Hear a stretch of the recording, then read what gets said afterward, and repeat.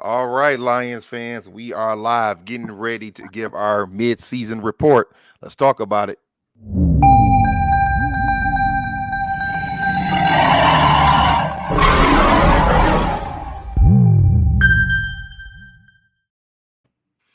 All right, son, it's that time of year where it's that time where we are at our bye week. At least our bye week was last week after the Monday night game.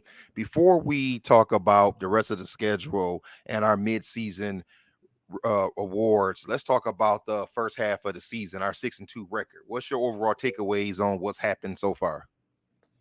Um, I guess I'm not too surprised with us being 6-2. I don't know. I don't. This sounds like it was about on track with our predictions slightly. Maybe we gave them a few more losses. Um, because I guess this isn't the exact midpoint. I guess they'd have one more game, so maybe I don't know what we had them at this point of the season, but. Honestly, no. I'm still pretty impressed so far with how they done. I still think there's some things that we need to clean up though. But hey, you can't be too mad with going 6-2. So I'm not happy with ESPN. ESPN always has some whack ratings though. They don't have us in the top 10 though, which is, I guess, no, I They don't know. had us top five today. ESPN. Well, ESPN like did. ESPN themselves doesn't have us in the top 10. I don't think. Oh, okay. Well, you know what? It was on their website. It was on their NFL website. I guess Okay, I could check yeah. and see who it was. But I was very interested in that as well. I actually had us at 6-2 at this point of the year when you and I talked about this before the season started. I had us losing to the Chiefs and to the Ravens. We ended up losing to the Seahawks and the Ravens. Yeah. So I thought that we would be 6-2 at this point. Just, I didn't have the right teams that we lost to. But I agree with you. I think that the season is going well. There's still a few things to work on and some kinks to work out. Okay, yeah, and let me clear that up. I mean, yeah, I don't know what I looked at. What I looked at didn't have them in the top 10, but you're right. This does have them in the top. This has them fifth. Okay, you see it. I'll take Okay. that. I'll take that.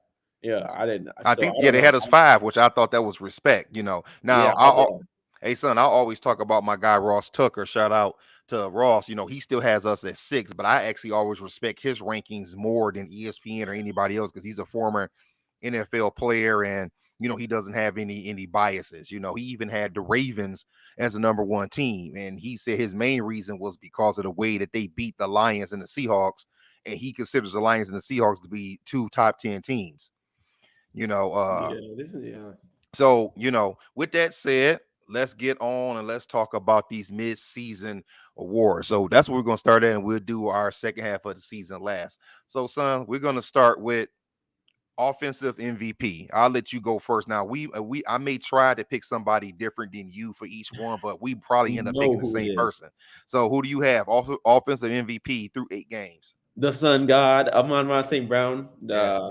Yeah, like literally at this point, we got to say one of the best receivers in the league. Yes. It's sad. I mean, and don't want to give any spoilers. He probably is going to fill a few of these spots. So yeah, I will try to think of some other people, but he could fill about three of these spots on our rankings, to be honest, probably. But yeah, Amon-Ra St. Brown is definitely the offensive MVP.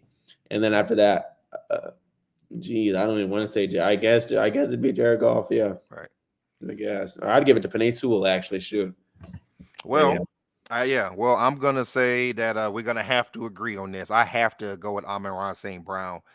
I know some of our listeners. I know you weren't born, son, at this time, but some of our listeners may not have seen Jerry Rice like when he was in his prime.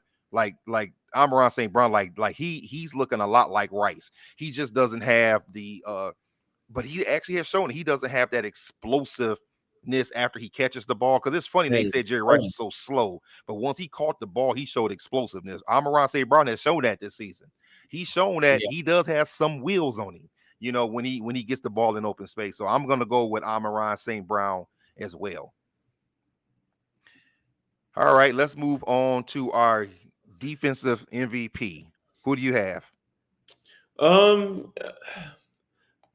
I'd have to give it to our boy Cameron Sutton. I feel like on defense, it's a lot more competitive actually than offense. You could really say, I could think of a few people that you actually could say that you could argue is the defensive MVP, but I would have to say it's definitely Cameron Sutton just because, I mean, I don't think there, I don't think there's been a single play where I've had to say, "Come on, Sutton." like Right. not the whole time this season. So honestly, he's been a really lockdown corner, and actually, I would say he's a dark horse, like one of the best corners in the league. Like actually, to be honest, I would say at this point in the season, I would say he's still, in my opinion, a slightly underrated corner, especially not that people aren't watching the Lions now, but I would say he's definitely an underrated corner because I think he's like a top 10, top 15 corner now, just for how he's been playing, to be honest. So, yeah, I definitely have Okay. to give it to Cam Sutton. But you could say, well, let's see what you say first.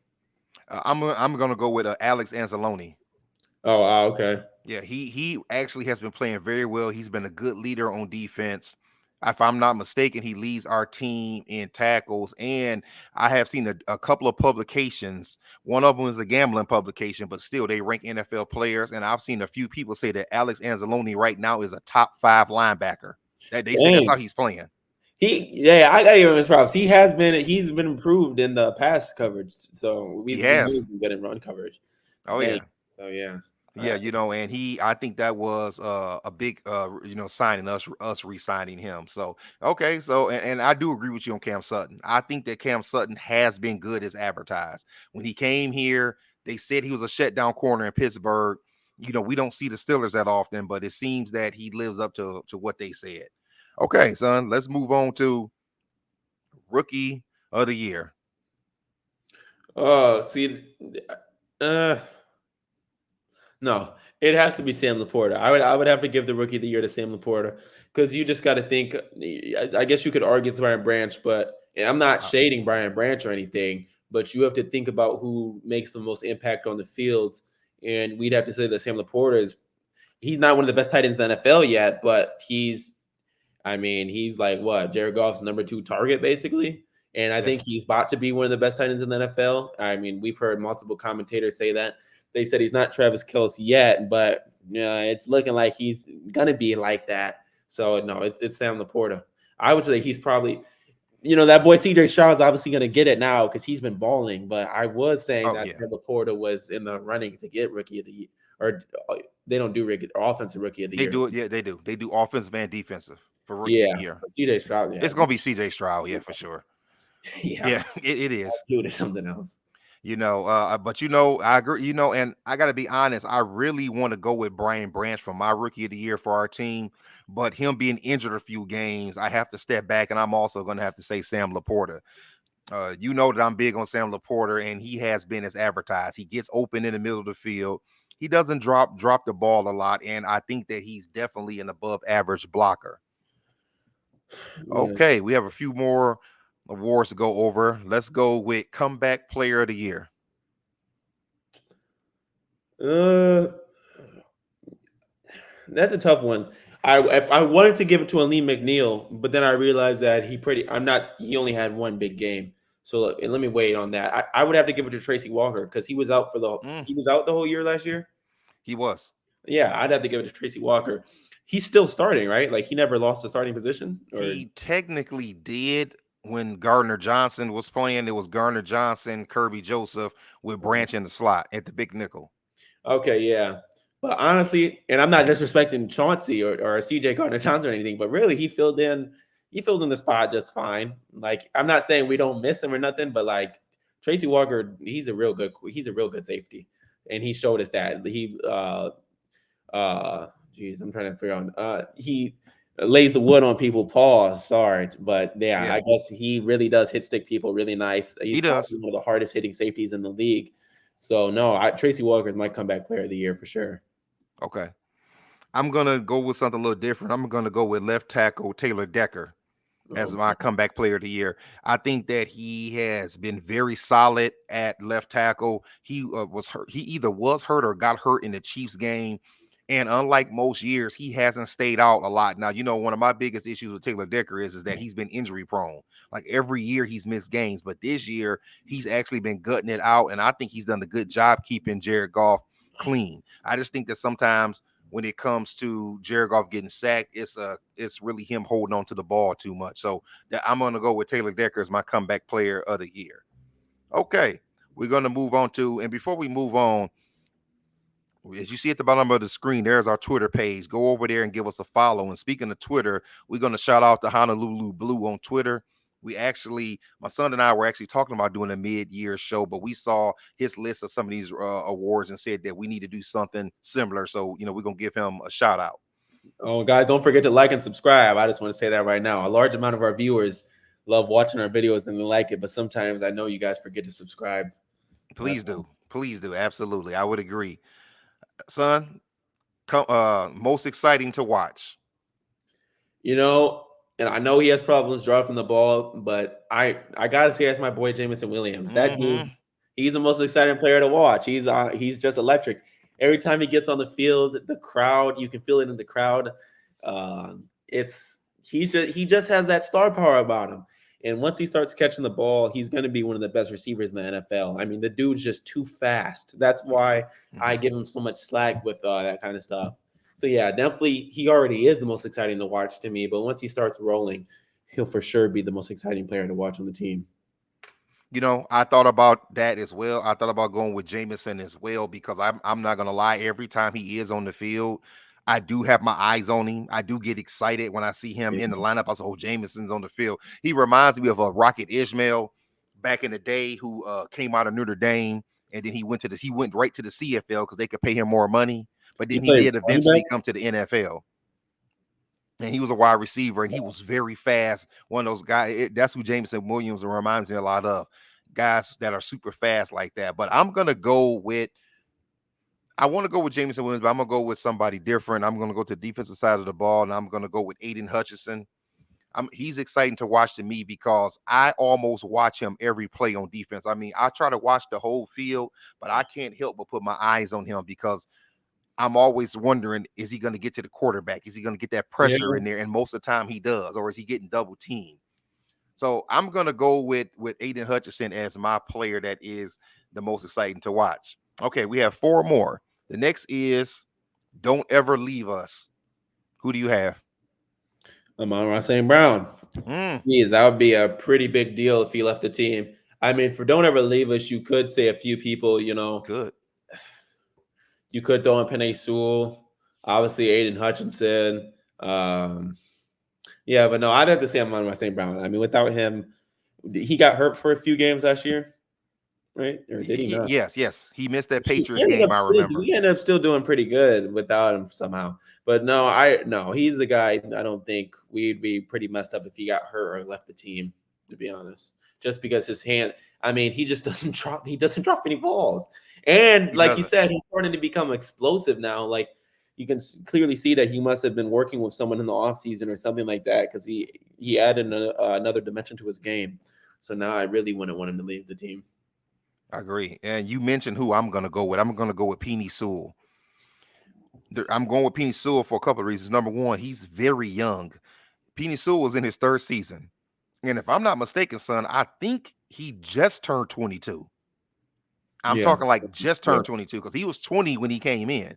I mean, he's very young, and he's holding it down at right tackle. And I believe that he could even play left tackle. He does have some issues with holding here and there, but I think that he's one of the best offensive linemen in the league. And we know that good offensive linemen are hard to come by. So that's what I'm gonna go with my Don't Ever Leave Us. Okay, yeah. He son, hasn't two. allowed a single sack this year either. So. True, true. Okay, here's a tricky one. Biggest surprise. Who you got? Oh, geez. Okay, I forgot about this one. The biggest surprise. Uh, uh, man, that's a tough one. I guess I would have to give the biggest surprise. So I was thinking about this earlier. I wanted to give it to a specific player, but the biggest surprise for me has just been the D line as a whole. Okay. I mean, like I said before, this is yeah. Even with I'm not going to keep telling with the Ravens game. Even with us not getting pressure on Lamar Jackson against the Ravens, the defensive line. I mean, we still have to have one of the. I don't. We need to check. I know we have to have one of the best run defenses in the league still. So I would have to say, except for the defensive line, they've been really impressive to be honest. They seem to have like some kind of new tenacity. Okay. And I already had my guy locked and ready. My biggest surprise is David Montgomery. You have to Okay. remember that David Montgomery played for the Bears, so we know him. We played against the Bear. We play against the Bears twice every year. And David Montgomery. Now you know that some of my guys, son, are all Bears fans. I know a lot of Bears fans, and they weren't really broken up when David Montgomery left. They said, "Listen, he was averaging about 3.5 yards a carry here. Y'all can have him. Good luck." And I think that he's actually been better than I actually expected him to be for our Lions. So my biggest surprise would be David Montgomery. The last category is the best free agent signing. I have a feeling we're going to be thinking the same thing here. Oh yeah, the CJ Gardner Johnson for sure. I mean, he's the biggest free agent signing we've got, and I don't know how long because we never signed anyone big. That's true. So yeah, if he wasn't hurt, I would have that would have just made us have even more of an Iron Dome. So definitely him. I would agree on that. And before he got hurt, son, CJ was showing that he was about to be the heart of the defense. I was very sad, when he got hurt. And I thought that, well, there we go. There's the heart of our defense. But shout out to our defense for actually, keeping it going. But I can't wait for him to come back. Mhm. I have a feeling that we're going to resign him. We only signed him to a 1 year deal. But I think that the Lions will resign him, even though Brian Branch is doing good. Tracy Walker, Kirby Joseph is still okay. I still have a feeling that we're going to resign him next year. So that was pretty fun, and that was our mid seasons awards. Now, before we wrap up, we are going to talk about the schedule going forward. As you all know, we are 6-2. The first 8 games, as you see, that big win on Thursday night in Kansas City. We come home, we lose a tough one to the Seahawks, bounce back against the Falcons at home. We go on the road 4 days later, Lambeau Field, and put it on the Packers. Come back home, put 42 up on the Cardinals, hit the road. We beat the Buccaneers. Then we had the game that we are all ready to forget, that beat down that we took in Baltimore. And then Monday night, our first Monday night game in a while, we beat the Raiders, and then we go into our bye. So, son, we're 6-2. Let's go through each of these games the rest of the season, starting with this week at Los Angeles against the Chargers. And like my man Ross Tucker said, this is actually going to be a Lions home game because there are going to be a lot of Lions fans in Los Angeles. What's your thought? What's your thoughts on this game against the Chargers? They did. Who they just smoked the Jets, right? Didn't they? They did. Yeah, they They did. did. They just smoked the Jets. So yeah, I what I think is that it's a must-win game for sure, and I guess we'll probably give an actual score prediction when we get to it, Yes. in our Yes. preview. But no, it's tough. That's going to be a close game now that I think about it. But I do. I mean, I'm going to give the Lions the win though. Yes. I think so as well. And I'm happy that the Chargers won last night, son, because I did not want them coming off a loss. I wanted them coming off a win. Because Yeah. So there's no excuses, right? exactly. I wanted them to be coming off a win so they could be on the high and then we can let them down. Okay, Sunday before Thanksgiving, Goodness. home against the Bears. Yeah, we should thrash the Bears. I hope so. They're like two Yes, and I think seven so. now. I know they have Montez Sweat, but I think that we can come up with, and he's a very, very good defensive end. But I think that we can do something to hold him back. Okay, so for the last 9 games, we're about 2-0 so far. Okay, Thanksgiving, we have the We played the Packers. Packers already.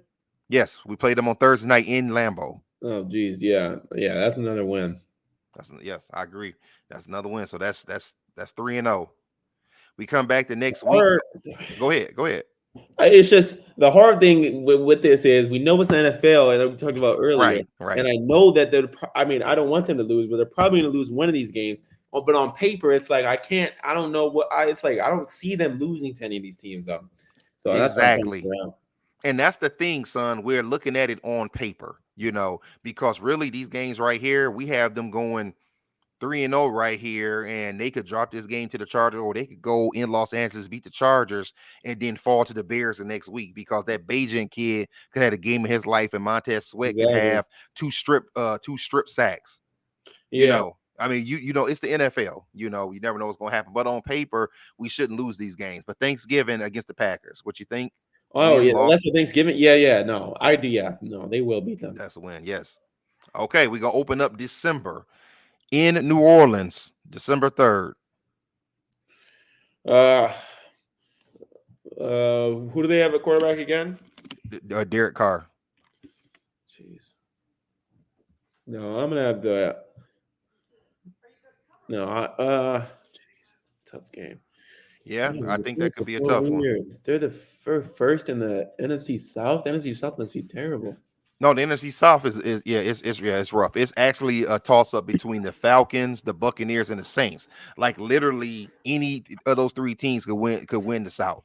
It's a Yeah, toss up. I guess I'm gonna say it's a loss. My gut wants to say it's a win, but I'll just say it's a loss because the Saints have put up a lot of points this season.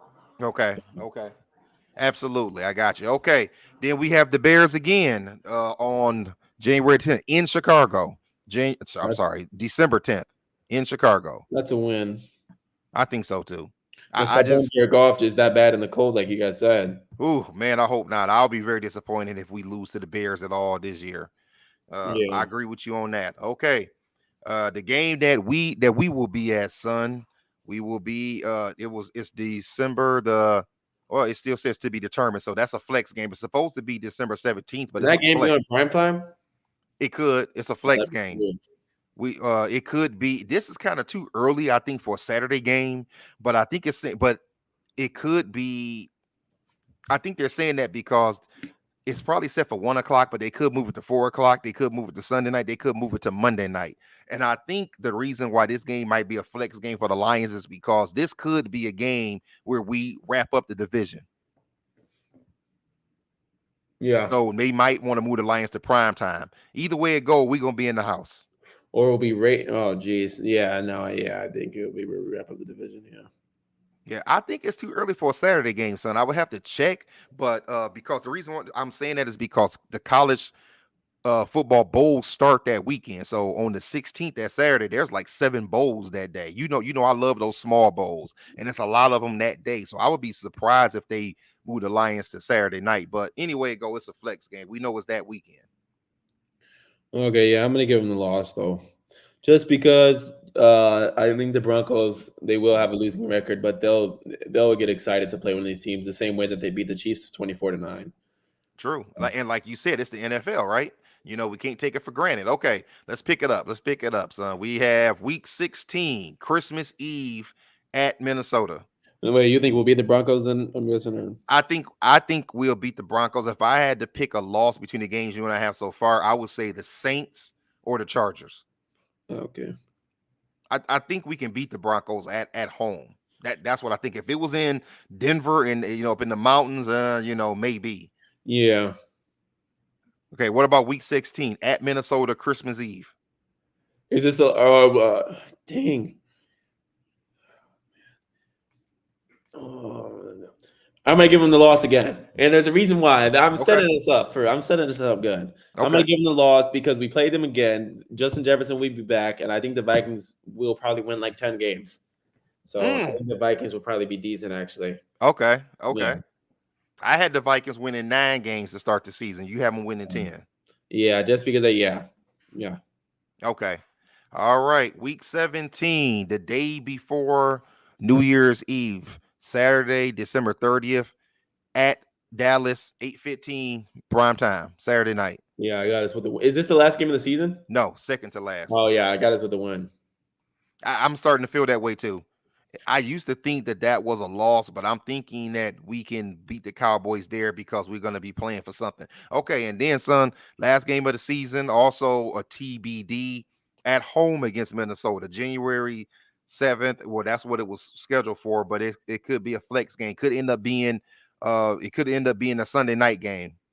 Because Uh, if I'm not mistaken, the last game of the season, there are no Monday night games. They're all on Sunday. So maybe the time is going to be flexed to 4 o'clock or Sunday night. Maybe that's why. no, I think it'll be a win. But someone that made a good point. What if the Lions are solidly in the number 2 spot? Will they even play their starters? Like, what if they're just solidly in the number 2 spot? They're not even going to lose that spot. So, like, what if they just would there be a reason to rest their starters, or do you only do Okay, that if you're number one? that's tough, and this is why because some teams will sit their starters because they will say, "Listen, we have if the Lions for sure have the number 2 spot, that means that they are hosting a wild card game at home."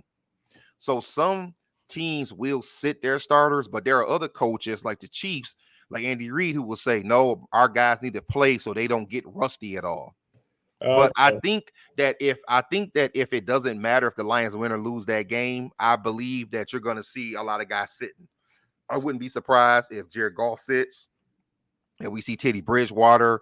I wouldn't be surprised if both the running backs are sitting, if the offensive line is getting the. I wouldn't if Aiden Hutchinson is out. Honestly, I think that in that last game of the season, if the Lions, even if they lose, if they are for sure the number two or maybe even the number one team, I could see the starters.